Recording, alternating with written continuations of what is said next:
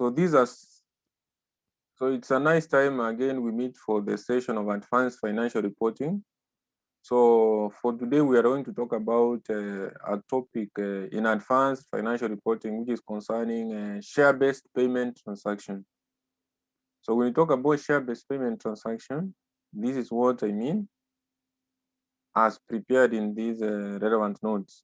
So the share-based payment transactions, a share-based payment transaction refers to a transaction in which an entity receives goods and services and pays for those goods and services by issuing its equity instruments or pays the cash. But the amount to be paid is based on the entity's share prices. So an entity receives goods and services, and in return, it pays for the goods and services by issuing its equity instruments or pays the cash. But the amount to be paid is based on the entity's share prices. That is when we talk about the cash. The cash to be paid is based on the entity's share prices. So that is why when I will be talking about share-based payment transaction, I have two major types of share-based payment transactions. And that is what they always test under the computational part. The equity settled share-based payment transaction and the cash settled. That is why you see here you are told that share-based payment transaction is where an entity will receive goods and services and it pays for those goods and services by doing what? Issuing equity, so that is share, or it pays cash. So, but the cash to be paid is based on the entity's share prices. Then under this topic, we have various terminologies. So we have things like the grant date. So the grant date refers to the date when the entity and the counterpart. So right now you are A, you provided services in B.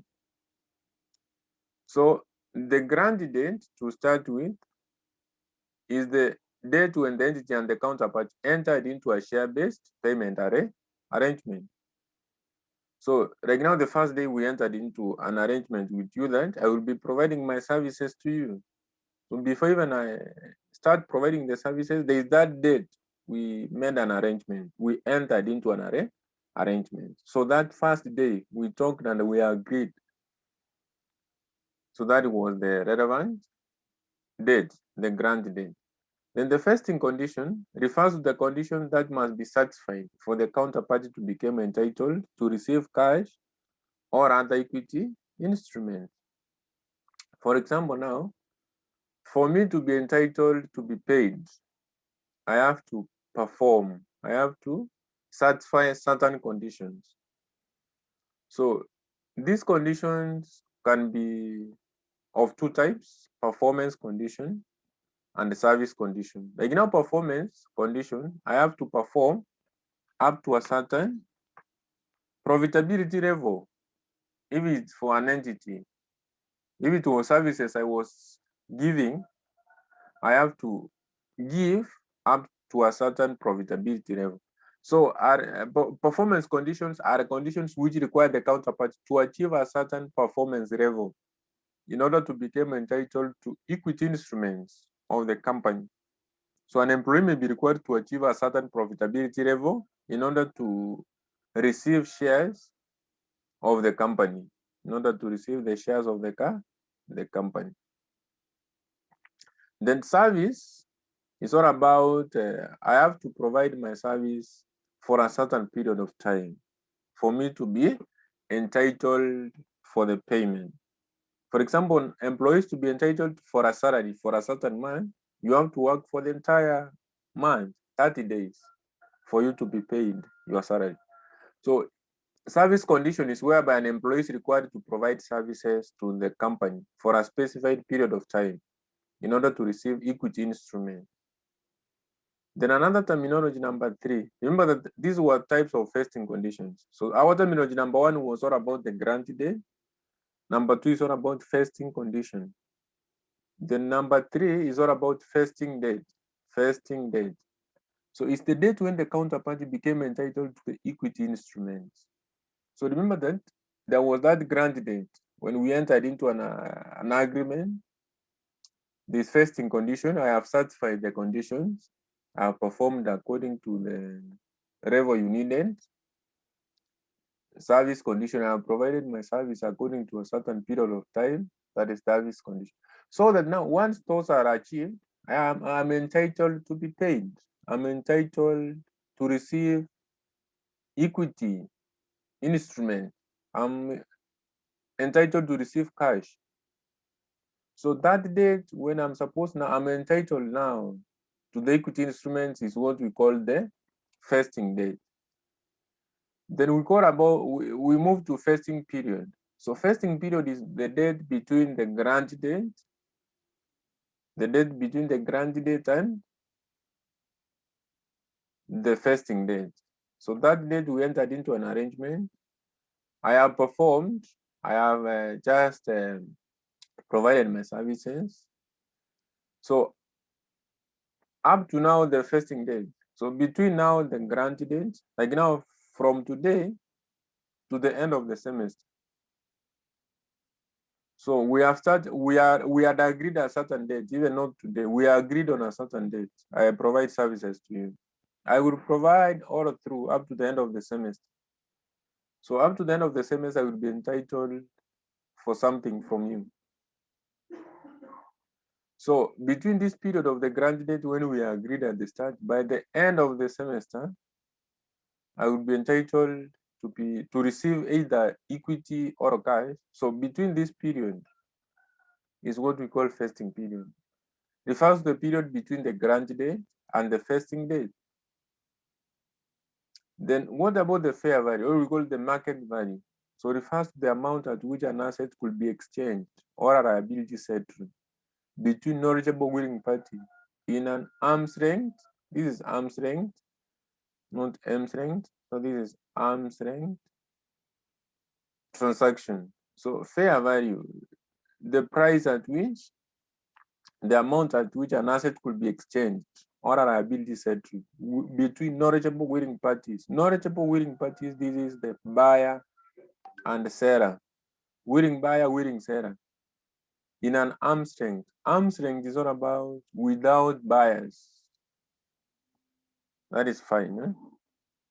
Like now, if you go to the market, you are going to buy a laptop. So even if you buy that laptop from a friend of yours, if your friend has an electronic shop, he will obviously sell that laptop to you at a market price without buyers. That is at arm's length transaction. That is what I mean by fair value. The amount at which an asset could be exchanged or liability settled between knowledgeable willing parties, buyer and seller, knowledgeable willing parties, buyer and seller at arm's length. Arm's length, that is without buyers. Eh? So types of share-based transactions. So as per the IFRS 2, there are 3 types of share-based payment transactions. So we have the equity settled share-based transactions. So the equity, these are share-based transactions whereby an entity provides or issues shares or share options in return for goods and services. So once an entity received goods or services, in return it will issue what? Shares or share options. That is one of the type. Equity share-based payment transaction. So cash, this refers to a transaction where an entity pays for goods and services in cash, and the amount of payment is based on the share prices. So for an entity to receive the goods and services, and in return it will pay for those goods and services in cash. So and the amount of payment is based on the share prices. So the remuneration expense under this transaction is always based on the fair value of the equity instrument at the end of each accounting period. To recognize the remuneration expenses, we expense the account, that is debit the expense account, credit obligations. On the exercise of the rights, the obligation is written off through the following entry: debit obligation, credit, cash, or bank. So anyway, that is not of any concern. For now, understand what for these double entries, never struggle getting them, but I will make them simple when I will be doing the question. So what you need to understand here is all about the types, and that is just direct. So the first one is equity. The second one is concerning cash. So under equity, understand what equity said to share-based payment transaction concern. So which I've said that equity is whereby an entity issues shares or share options in return for goods and services. For cash, it issues cash, but the cash which it issues is based on the share prices. Then we have the third one, which we call a choice settled share-based or hybrid. So when we talk about choice, it's all about either an entity can accept to pay for the goods and services it received, either by giving out shares or cash. So this refers to a share-based payment transaction where the counterparty is given the choice whether to be paid through equity or in cash. So then now to start with, we have to talk about accounting treatment for equity share-based transactions. So when we talk about that,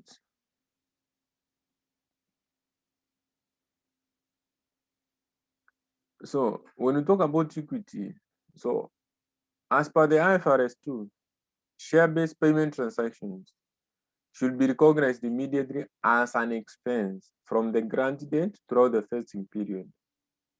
So the share-based payment transactions should be recognized immediately as an expense.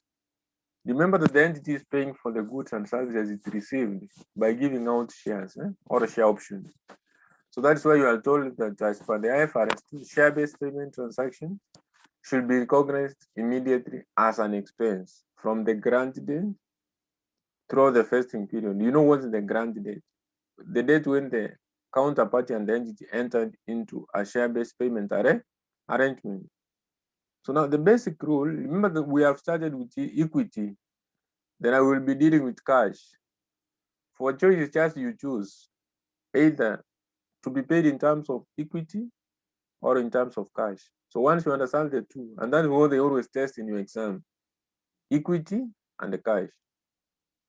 So we need to know how to do a question of cash, and you need to understand on how to do a question of equity. So as per IFRS 2, share-based payment transactions should be recognized immediately as an expense from the grant date through the vesting period.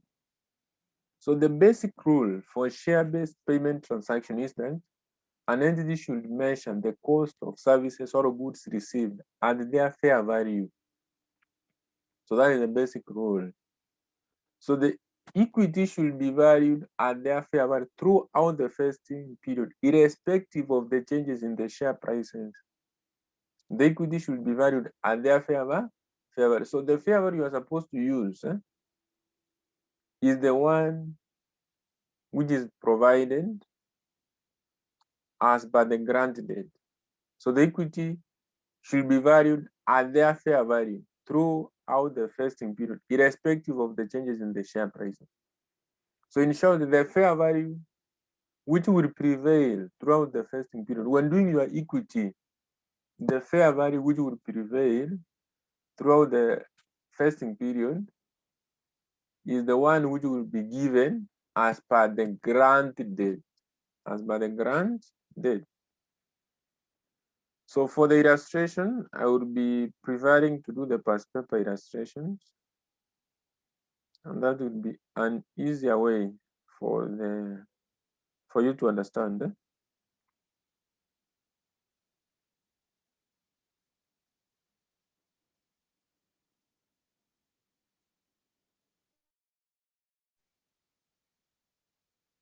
So since we have talked about types of share-based payment transactions, so I've talked about the first one being equity settled share-based payment transaction.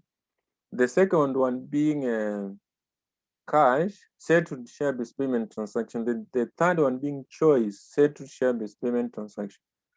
To start with, we have talked about the equity settled share-based payment transaction, where we have talked about how to account for that equity settled share-based payment transaction.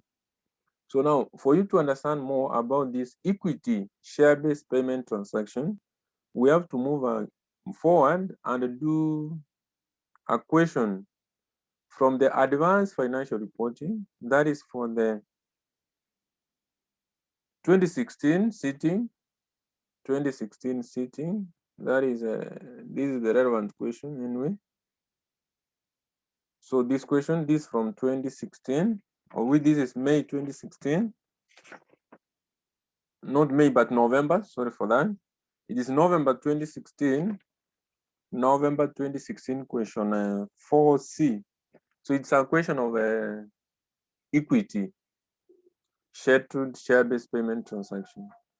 So remember that we said about equity is whereby the entity is all about gives shares or share options in return for goods and services. So they say that as part of its staff motivation program, Better Limited decided to grant each of its 600 employees 100 options to purchase the company shares effective from 1st April 2016. These options were conditional upon one still being in employment as of 31st March 2020. So what you can see here is all about, you need to identify, yes, it's a question of share-based, but which type of share-based? Equity, because they have said that Better Limited decided to grant its 600 employees 100 options. So remember that under equity, we said the entity will give out shares or share options in return for goods and services. Like now here, the 600 employees are given 100 options to purchase the company's shares effective from 1st April 2016. These options were conditional upon one still being in employment as of 31st March 2020. So the first thing condition. So like now this is the service condition. So for them to be entitled to the options, they must be in employment until 31st March 2020.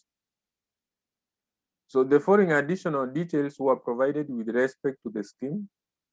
So you have the years, number of employees expected to terminate or leave employment, fair value of each options. Then we are told the fair value of the options was shillings 25 as at 1st April 2016. And remember that this date is very important, 1st April 2016.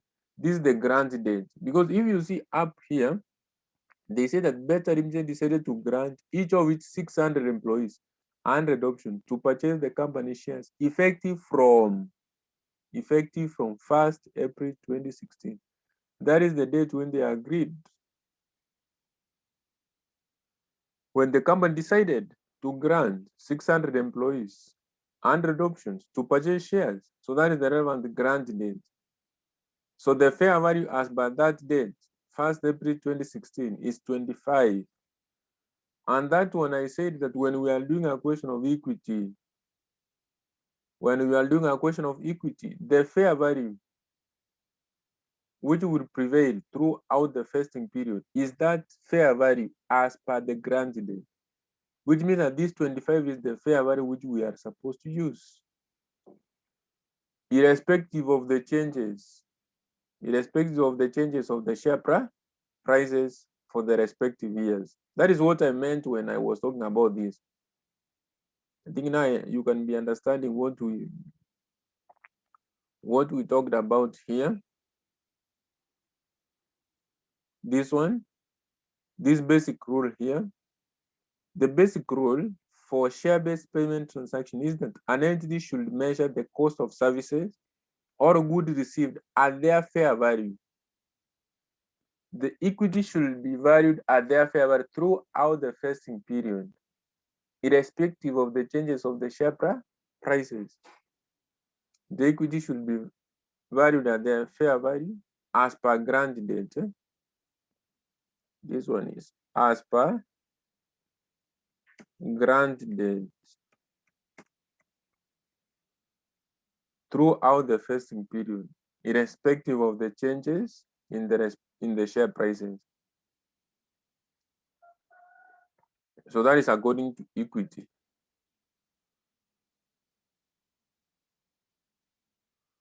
So that is what I meant by talking about that basic rule. So the exercise price of the options will be 12 and the par value of the company shares is shilling 6. So the average price of the shares over the 4 years to 31st March 2020 is expected to be shillings 25.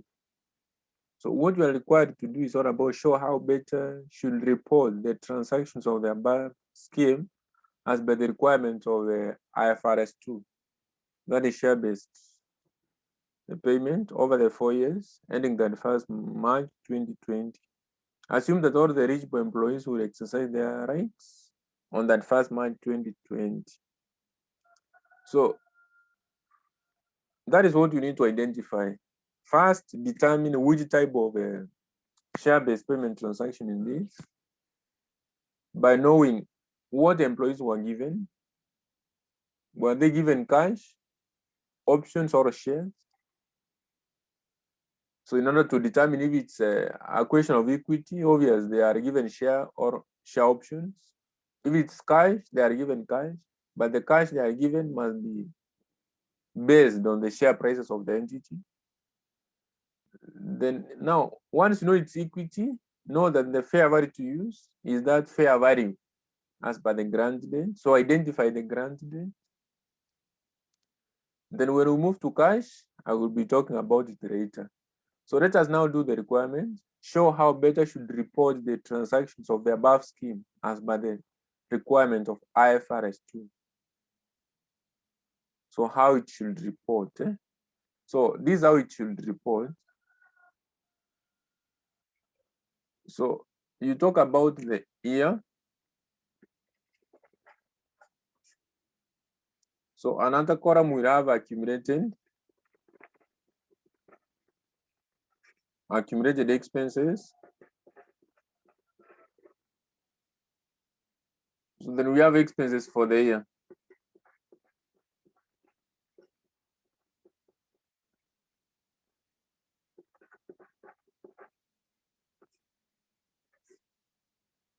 So remember, for the accumulated expenses, if you are told to prepare the income statement and statement of financial position extract, what you will be getting from this accumulated, this is concerning the liability. And that is what goes to the statement of financial position. And this one is concerning expenses for the year. So this one goes to the income statement, to P&L. So we have the years as given in the question, which I have already displayed. So we have 2017. So we have 2018. We have 2019. And we have the 2020. So that is the relevant years. So to start with the first financial year, so remember that you start with the relevant employees which were present. So this is how you record. So you talk about the 600. You have said 25 left. Yes. 25 left. So you subtract 25. Then you multiply the awards which they received, the options. So how many options were they given? 20. It's 100. So you can see up there, Beta decided to grant each of its 600 employees 100 options. The awards. So they were given 100 options. Okay. Then I said, which price am I supposed to use? The fair value. As per what? Grant date. The grant date, which was?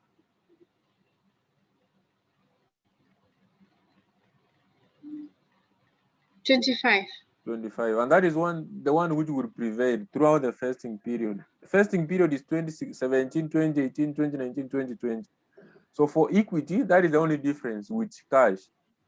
So the only difference is that for equity, the fair value as per the grant date will prevail throughout the fasting period. But for cash, the fair value we are supposed to use is for the respective years. So the one which would be provided for those respective years is not the price as per the granted for cash. But for equity, we go with the fair value as per the grant date. So then we have to multiply with, remember that this is the first year out of the vesting period, the 4 years. So we have 1, 2, 3, 4. That is why I've said the first year out of the 4 years. Then the second period, we talk about how many employees are remaining. 575. That is 575 because 600 minus 25. 600 minus 25. So then the next year, how many left? 15. That is 15. Then you multiply with the same hours, the same price. Then the second year out of the 4. Then what about the next one? 575 minus 15. How many are remaining? 560. That is 560. How many left in 2019? 10. 10. Yes. Times the 100. Times again the 25. 25 will be prevailing throughout the vesting period. Then finally, the last year, 550. 540. So now we raise the 10. Yes. Then times the 100. Times the 25. Times 4 out of 4. So give me the first answer. 600 minus 25. You multiply with 100. Multiply with 25. You divide 4. You are getting 359, 375. 359, 375. We have 359, 375. You wrote 379. Oh, that is fine. 359, 375. So sorry for that. Yes. The second year,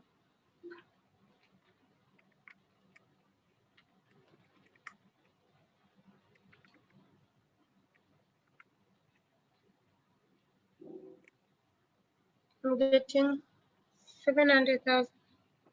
so 700,000. So you can see it is increasing. That is why we say accumulated expenses. So for expenses for the year, you now take this minus the previous year. So 700,000 minus 359, 375. 340, 625. 346, 25.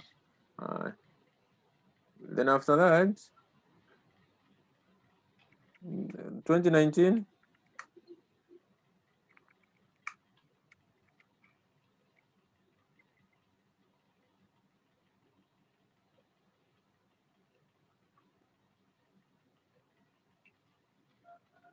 I'm getting 103, 120, 1250. so for the expenses for the year, you subtract 700.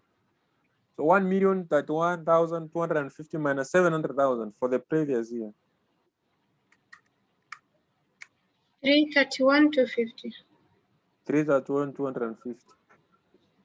Then finally for the last year, 550 minus 10 times 100 times 25. 1350. 1350,000. Minus the previous. So 318. 750. 318, 750. 318, 750. So that is fine. So that is what you are supposed to do for the first requirement. So what you are told here to do, show how Beta Limited should report the transactions of the above transactions. Sorry, show how Beta should report transactions of the above scheme as per the requirement of IFRS 2. Share-based payment transactions over the 4 years ending 31st March 2020. Then there's something they added here. So if they could have stopped at this full stop, we could have been done. This is how you report. Yes. Then what they said is that assume that all eligible employees will exercise their rights. So assume all eligible employees will exercise their rights. So since they have said this, assume that all eligible employees will exercise their rights. So now we have to record, now we are assuming that they exercise as given, as the information which is provided. So what the company will get in return. So we have to do journal entries. We have to do some journal entries. If they exercise, remember they could have bought the shares. So the company could have received what?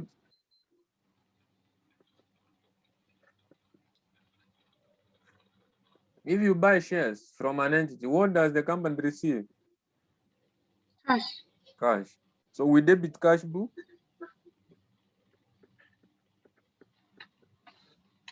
Then the company gave out ordinary shares. Yes.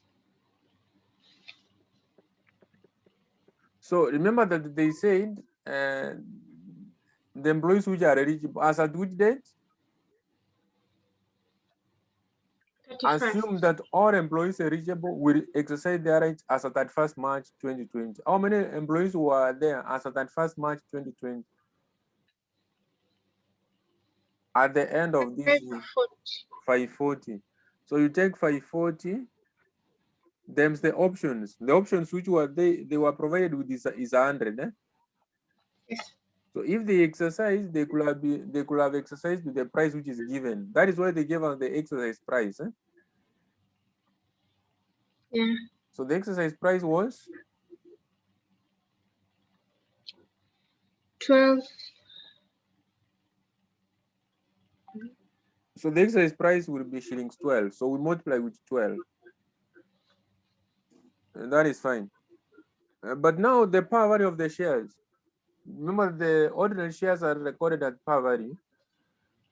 Yes. So the par value of the shares is 6. 6. So that is why the exercise price of the options would be 12, and the par value of the share of the par value of the company shares is shilling 6.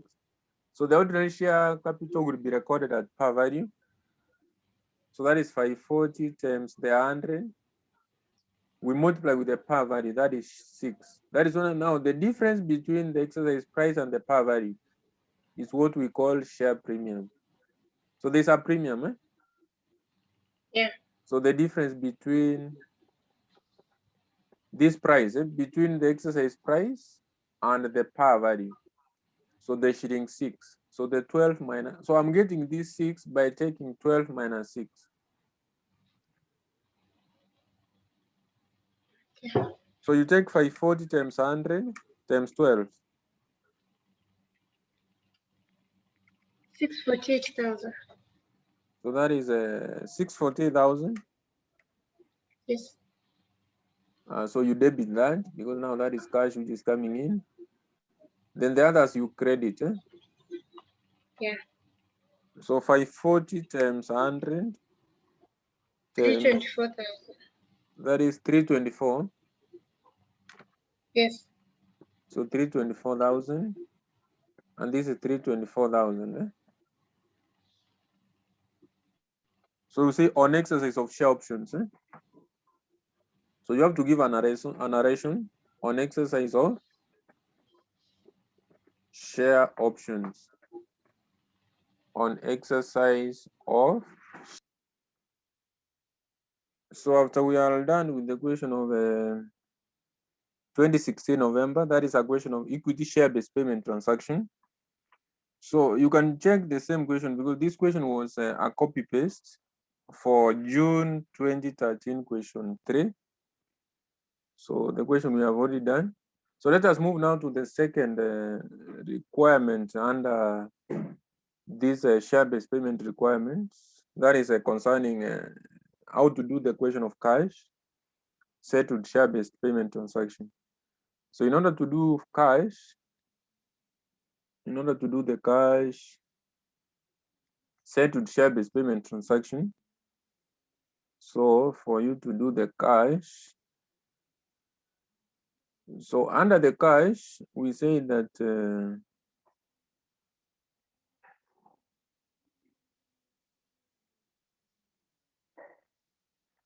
so under the cash, that is accounting for cash.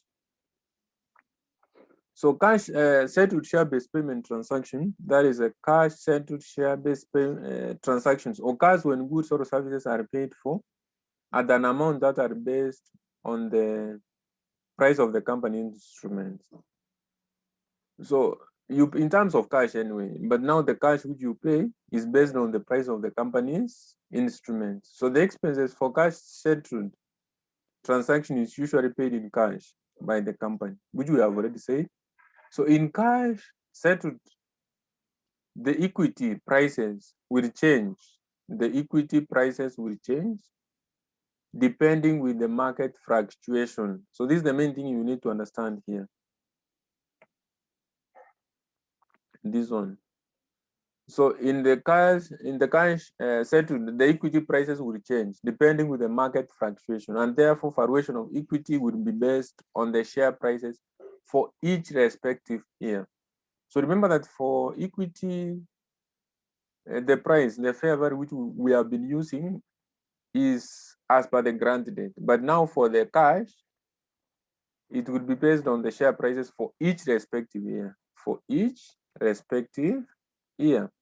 So that is fine. So let us do for the question of 2017 before we move to the 2014 and many other questions, because you will find that share-based payment transaction, that topic is obvious tested in most of the sittings in your exams. So let us do this question for 2017. So on 1st January 2014, R Limited promised to pay its 200 employees. So on 1st January 2014, R Limited promised to pay its 200 employees a bonus in cash that could be based on how the company shares performed on the securities exchange. The bonus was to be paid on that 1st December 2016, as long as the market price of the company's shares was shillings 55 and above, and the employees were still working for the company as at 1st January 2014. So the market price of the shares was shillings 50, and the power value of one share was shillings 10. The bonus was to be the equivalent of 100 shares. The following information in relation to the 3 years was failed. So we have here ended at 1st December 2014, 2015, 2016. So number of employees leaving, market price of a share. So our employees who were in employment as at 1st December 2016 were paid the bonus. Show how the bonus could be accounted for and reported over the 3-year period ended at 1st December 2016.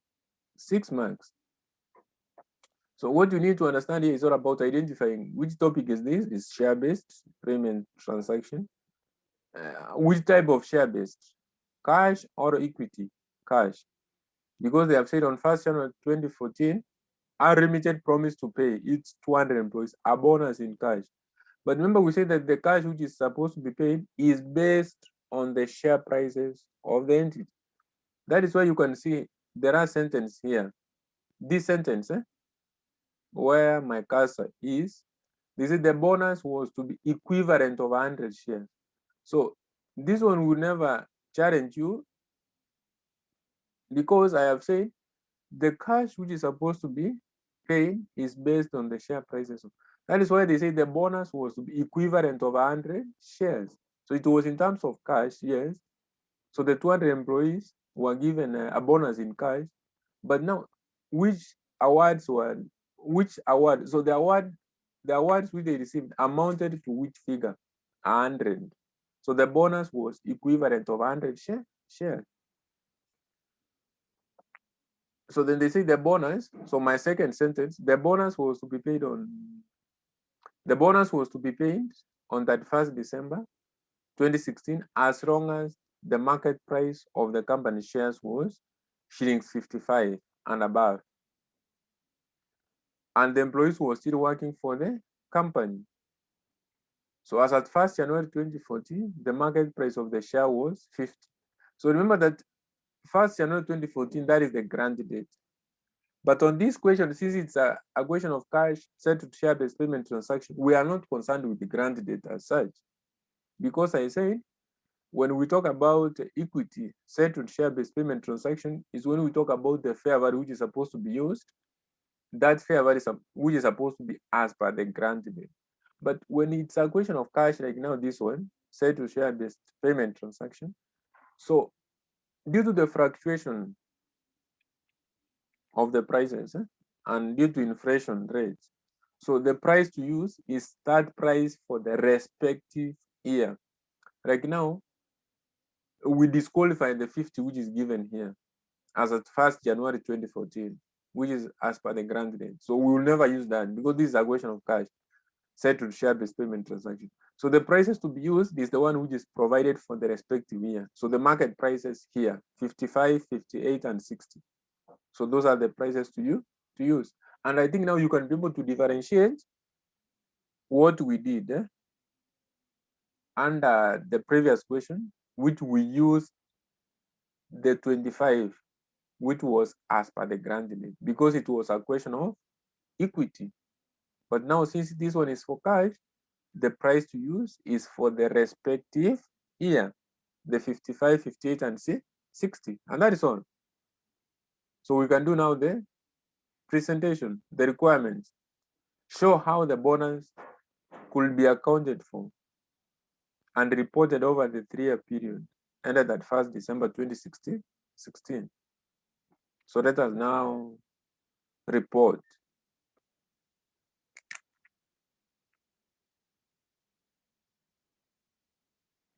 So this is December 2017. So here we have the year, we have the accumulated, we have the accumulated expenses, and we have the expenses for the year.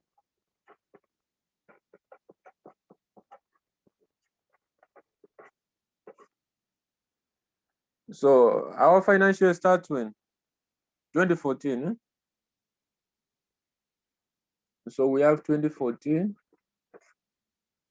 we have 2015, and we have 2016. So those are the 3 years. Those are the 3 years.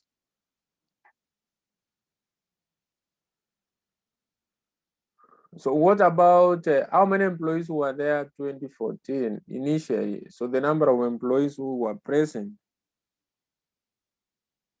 So according to the question, we have 200 employees. So how many left in 2014? 10.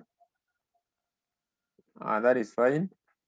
Then we multiply the awards. How many awards am I supposed to multiply with?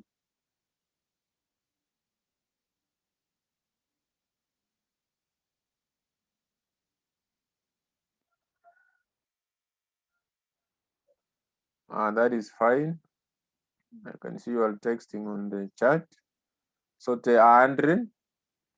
So that is 100. So then we have to multiply with the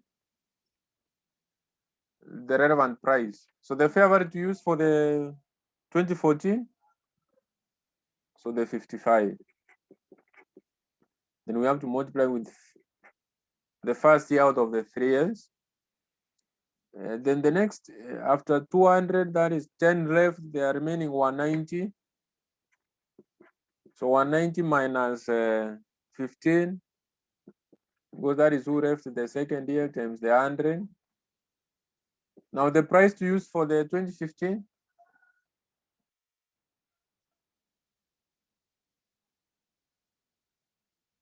Yes, so the 58. That is why I said that now we use the prices for the respective years. Then 190 minus 15. So that is 175. So 175 minus the one who left, the 15. Then we multiply with 100 times 60 times 3 out of 3. So give me the answer for the first one. So 200 minus 10 times 100 times 55 times 1 over 3. So that is 348. 333. 38 or 348? I think it's 348.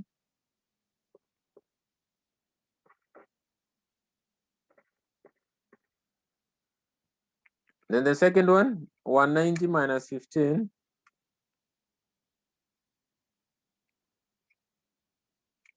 times 100 times 58 times 2 over 3. The first one is 38 over 3. Let me confirm again. So 200 minus 10 times 100. That is times 100 times 55. You divide by 3. So it's 348.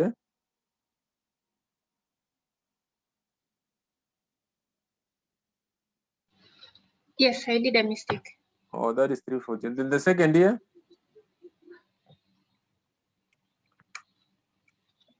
I'm getting 676, 666.67.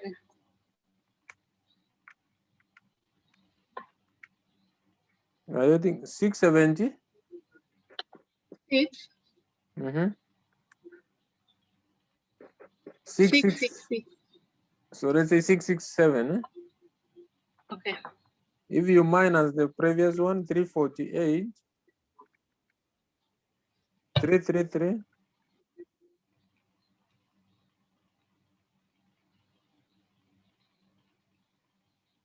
get 328, 328, 334. 334. So the final year,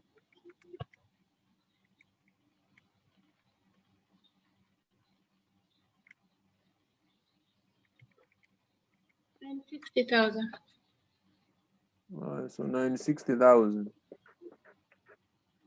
So you minus the 676 for the previous year, 667.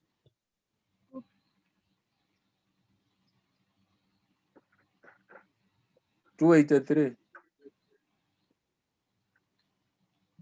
283, 333. So 283.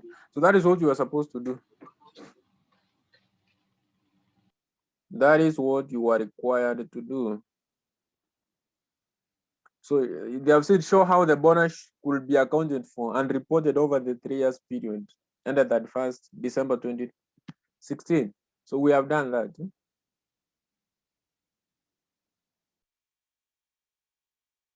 So let us do another question for December 2014. So December 2014. So this is the question again. So it's a question for cash set to the share-based payment transaction. So they say that a company has granted 10,000 cash settled awards to each of its 500 employees on condition that the employee remain in employment for the next 3 years. Cash is payable at the end of the 3 years based on the share price of the company shares on such a date. So a company granted 10,000 cash settled awards to each of its 500 employees. So on condition that the employees remains in its employment for the next 3 years. So cash is payable by the end of 3 years based on the share price of the company shares on such a day, such a date. Then now they say that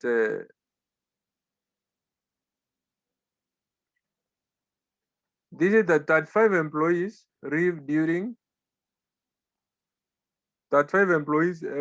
year one.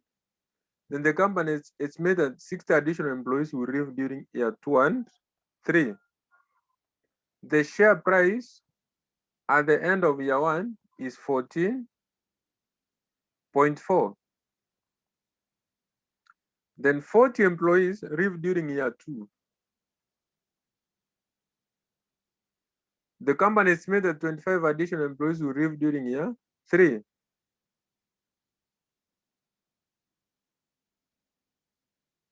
So the share price at the end of year 2 is 15.5. 22 employees leave during year 3. Share prices at the end of year 3 is 18.2.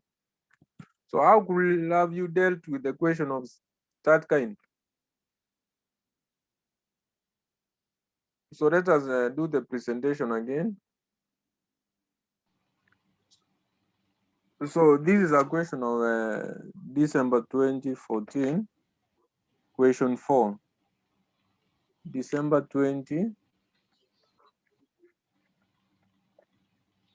So December 2014, question 4. So question 4. So concerning this question 4, so this question 4b. So question 4a was all about with reference to FRS 2, explain the following terms: cash, share-based payment transactions, and vesting conditions. So those one we already introduced and talked about them. So for this case now, we do just a computation to show how the company could recognize the above awards. That is B. So question 4b. So it's just saying the years. You talk about accumulated expenses.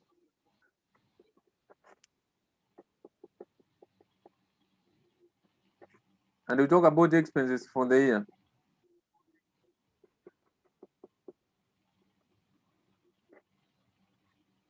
You talk about the expenses for the year. So we have the years, as they say, we have year 1, year 2, and year 3.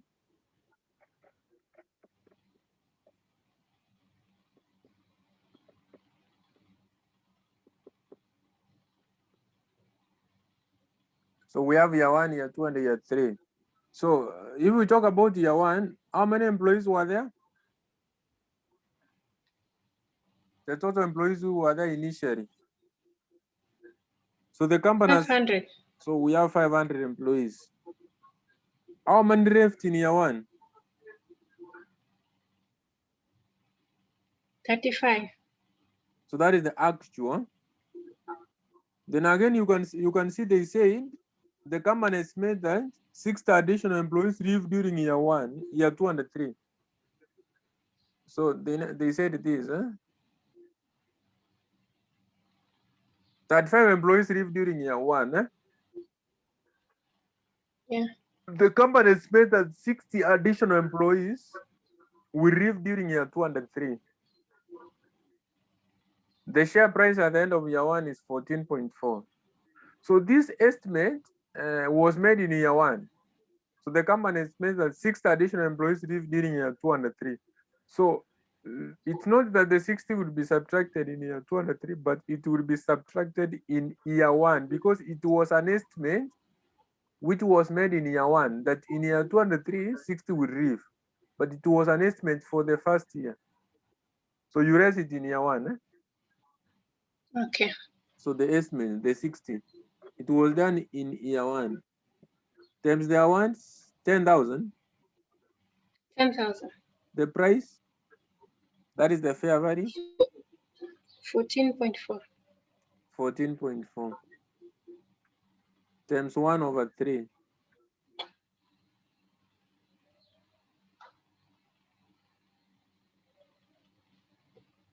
Then the second one, so you say 500 minus the actual ones who left in year 1.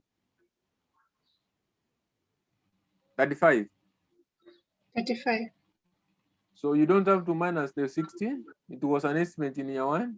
So you just subtract in year two the actual left in year one. Then the actual left, who left in year two?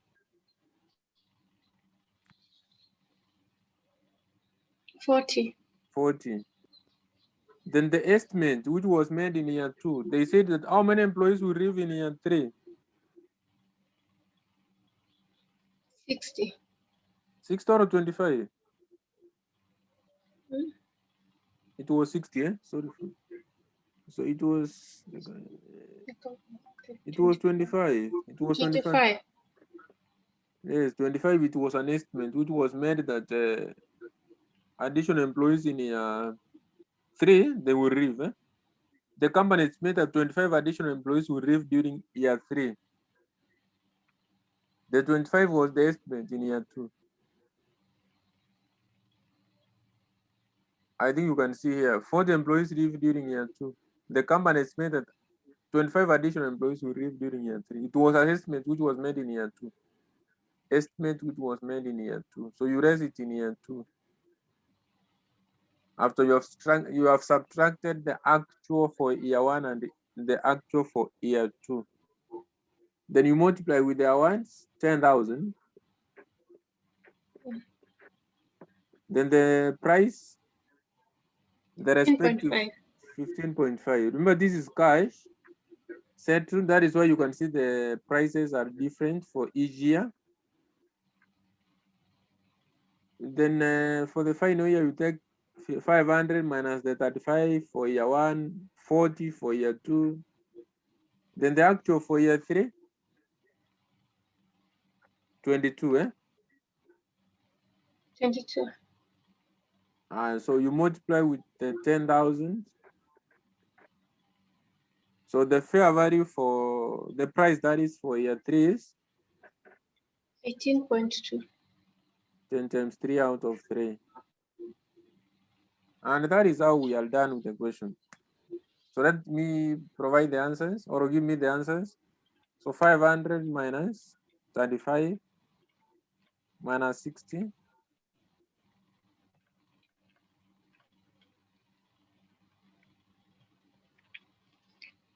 I'm getting 194, 40,000. 194, 1940 now. This way. 1940. Yes. 19 for 40,000. Yeah.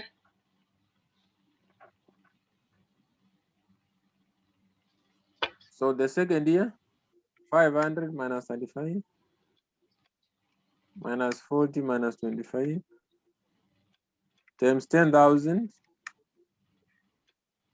times 15.5 times 2 over 3. Are we getting 41, 3333? Yes. So then you minus from the 19.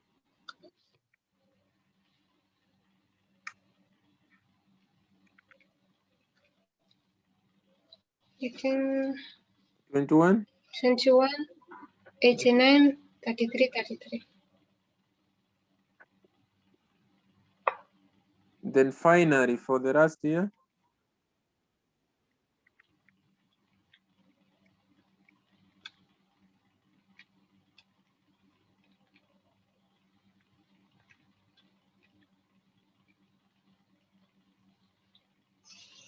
$73, 34, 6,000.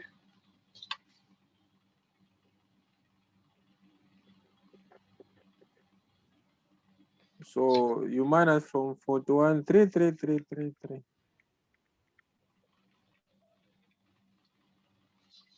320, 126, 67. So that is 32,012. 012, 667. So that is what you are required to do for a question of this kind.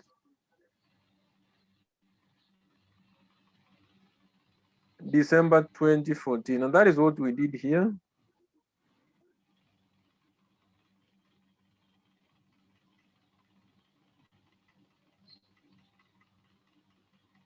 I think you can see our answer is the same as the one which is provided there.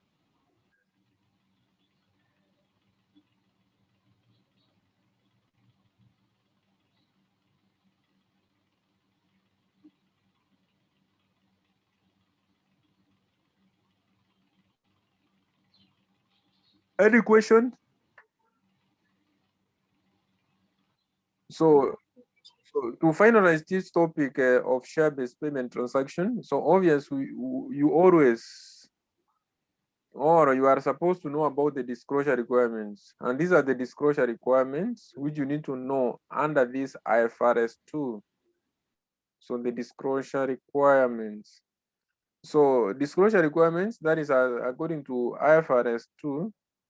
As per IFRS 2, an entity that has granted share options to suppliers and all employees must disclose the following at the end of each financial period. So what you're supposed to disclose is the type of share-based payment transaction entered into. So the type can be equity, settled share-based payment transaction. It can be cash, settled share-based payment transaction, or it can be choice. So the third one, the choice settled, is either you choose to use equity or cash. But in the exam scenario, they will obvious test you to do a question for equity or to do a question for cash. Then another disclosure is all about the fair value of each share options outstanding at the beginning of each year. The fair value of each share options outstanding, of which you always said that according to equity settled share-based, the fair value which is supposed to be used is that fair value as per the grant date, which is the date when the counterparty and the entity entered into the arrangement. But for the cash settled share-based payment transaction, the price, that is the market price to use, is that for the respective year. And this is due to the fluctuations of inflation rates and so on, due to the inflation rates and other factors. So number 3, the number of share options granted. So these are about the awards which we have been talking in every question. So there are a number of awards which employees gives out. Number 4, we have to talk about the number of share options exercised. Number of share options exercised by the employees or suppliers. Like now the first question we did, we were told that by the end of the year, that is 2016, this is one of the options which were exercised. Then the last one, the outstanding and exercised the share options at the end of each financial year. So those are some of the disclosure requirements as per the IFRS 2, International Financial Reporting Standards 2, concerning share-based payment transaction. And that is what the examiner needs you to understand according to this topic. And that marks the end of the topic, that is the share-based payment transaction. If you have any question, you can put across before we call it a class for today.